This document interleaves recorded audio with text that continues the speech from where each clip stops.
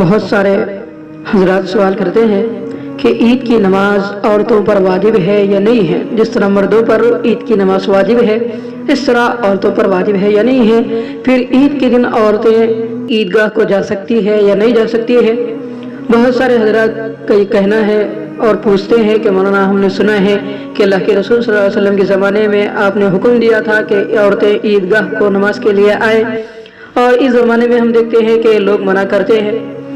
اور اسی طرح عید کی نماز پھر عورت پر واجب ہے یا نہیں ہے، وہ عورت عید کی نماز پڑھے گی یا نہیں پڑھے گی، اگر پڑھے گی تو کیسے، اور اگر نہیں پڑھے گی تو کیسے۔ تو اس سلسلے میں چند اختلافی مسائل ہیں، آپ اس کو غور سے سماعت فرمائیں۔ سب سے پہلی بات یہ ہے کہ عید کی نماز عورتوں پر اس زمانے میں واجب نہیں ہے۔ کہ رسول صلی اللہ علیہ وسلم کی حدیث ہے کہ اللہ کے رسول صلی اللہ علیہ وسلم نے فرمایا ہے کہ عید کی نماز کے لیے عورتوں کو بھی میدان عیدگاہ لے جاؤ۔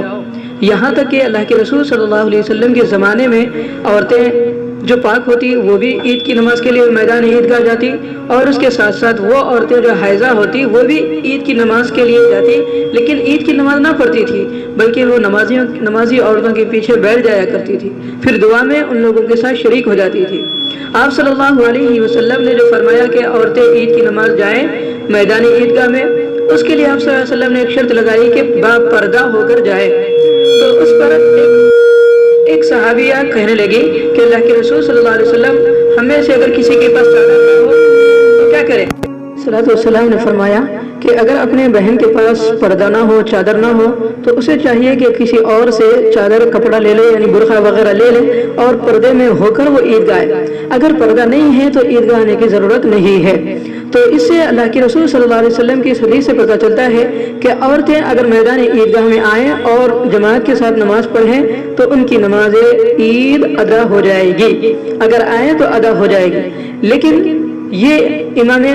شافعی رحمۃ اللہ علیہ اس حدیث سے استدلال کرتے ہوئے فرماتے ہیں کہ امام شافعی رحمۃ اللہ علیہ کا قول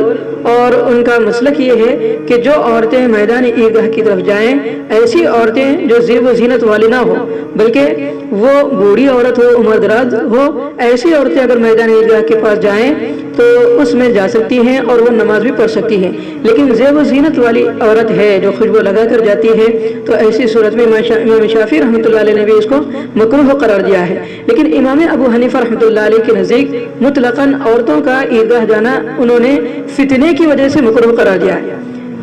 اس زمانے میں چونکہ میدان عیدگاہ میں باضابطہ عورتوں کے لیے الگ سے نظم نہیں ہوتا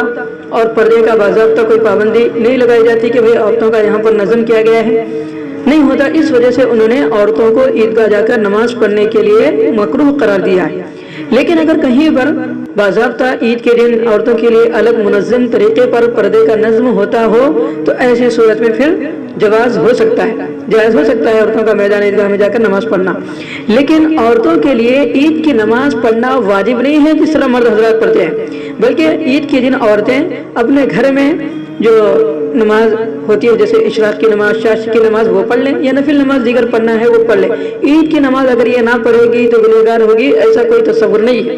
ان پر کوئی لازم نہیں ہے۔ اگر وہ عید کی نماز کے دن کوئی نماز پڑھنا چاہ رہی ہے تو ان لوگوں کے لیے ایک شرط ہے کہ وہ اس وقت تک نماز اشراق یا چاشت نہ پڑھے جب تک کہ مرد حضرات عید کی نماز سے فارغ نہ ہو جائیں۔ مرد حضرات بھی عید کے دن اشراق اور چاشت کی نماز دیگر نفل نمازیں نہ پڑھیں اس دن عید کے دن، بلکہ عید کی نماز پڑھنے کے بعد اگر پڑھنا چاہے تو اپنے گھر جا کر نماز اشراق، چاشت وغیرہ یا دیگر نفل نمازیں پڑھ سکتے ہیں۔ تو عورتیں بھی عید کے دن مرد حضرات کی نماز اتنا انتظار کریں کہ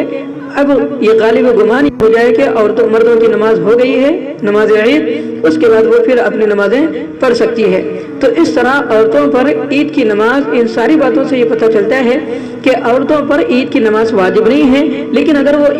میدان عیدگاہ میں جا کر پڑھ لیں پردے کے ساتھ تو نماز ادا ہو جائے گی۔ اللہ تعالیٰ سے دعا ہے کہ اللہ تعالیٰ ہمیں ان مسائل کو سمجھنے کی توفیق نصیب فرمائے۔